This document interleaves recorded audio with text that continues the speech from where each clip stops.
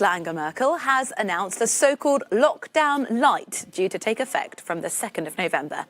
Contact is still permissible between two households, but with no more than 10 people gathering at one time. Schools and nurseries will remain open, but the federal government and the country's 16 state premiers have agreed to close restaurants and pubs, along with leisure and fitness centres. While Germany has a lower infection rate than many other parts of Europe, the speed of which the virus has been spreading in recent weeks has alarmed Berlin. The Chancellor said the authorities no longer had the pandemic under control. The most important tool to contain pandemics is to track the contacts of every infected person. And it is precisely this most important tool that is no longer available to us in many places, because the health authorities have reached the limits of what they can do. And that means that the chains of infection can no longer be interrupted, and that control over the spread of the virus is lost. Our reporter Jessica Solz in Berlin made it clear what the restrictions people in Germany will be living under.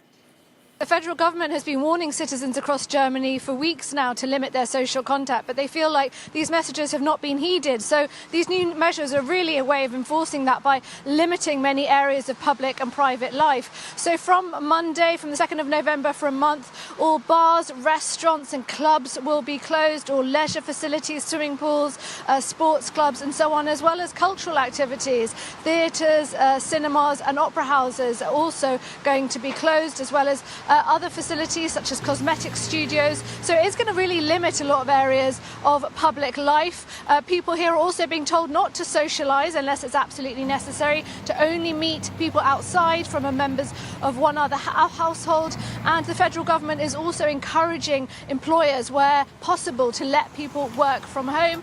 And all private and public events and celebrations have been banned.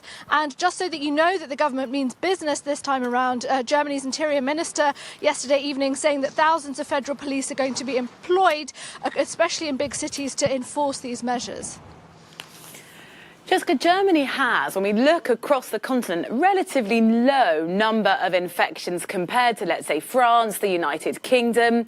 Why have they taken these measures, and why now?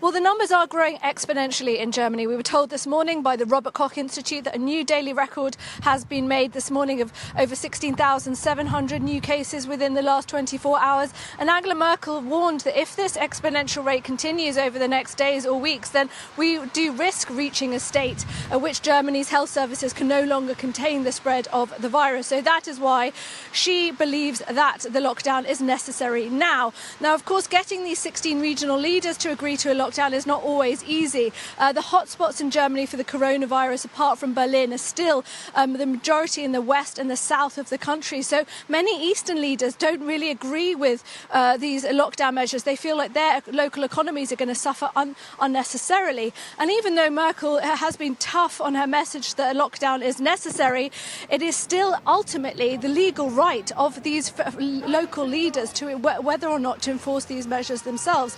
So although we did hear some sort of unity from them yesterday in the meeting with Merkel, there's still a lot of squabbling going on about whether the lockdown is necessary, and no doubt that they will reconvene in a couple of weeks' time and air their concerns, especially when a lot of these leaders are hearing from a lot of businesses locally about how worried they are about these lockdown measures, how they're going to be affected.